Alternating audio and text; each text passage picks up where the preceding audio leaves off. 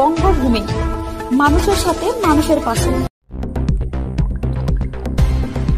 ভর দুপুরে নয়নঝুলিতে উল্টে গেল প্রাইভেট কার।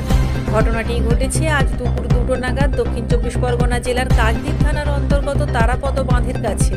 স্থানীয় ও পুলিশ সূত্রে জানা যায়, কাকদ্বীপ থেকে বকখালি যাওয়ার পথে কাকদ্বীপ থানার তারাপদ বাঁধের কাছে একটি প্রাইভেট কার নিয়ন্ত্রণ হারিয়ে নয়নঝুলিতে পড়ে যায়। বিকট আওয়াজ শুনে স্থানীয় ব্যক্তিরা ঘটনাস্থলে ছুটে আসে এবং গাড়িটিকে সোজা করে গাড়ির ভেতর থেকে 4 জনকে গুরুতর জখম অবস্থায় উদ্ধার করে। এরপর পাশাপাশি কাকদ্বীপ থানায় খবর দেওয়া হয়। খবর পেয়ে ঘটনাস্থলে এসে পৌঁছয় কাকদ্বীপ থানার পুলিশ। স্থানীয় পুলিশের তৎপরতায় আহত ব্যক্তিদের তৎক্ষণাৎ কাকদ্বীপ সুপার স্পেশালিটি হাসপাতালে পাঠানো হয়। সেখানে চিকিৎসাধীন রয়েছে বলে জানা যায়।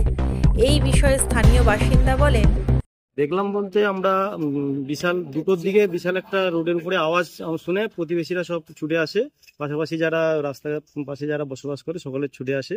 আসার পরে দেখলো নামখানা থেকে, কাকদ্বীপ থেকে নামখানা গামী একটি প্রাইভেট গাড়ি উল্টে নয়নঝুলিতে পড়ে আছে। তো স্থানীয় মানুষজনের সহায়তায় গাড়িটিকে সোজা করে 4 জন যাত্রীকে বের করে এখন কাকদ্বীপ হসপিটালে পাঠায়।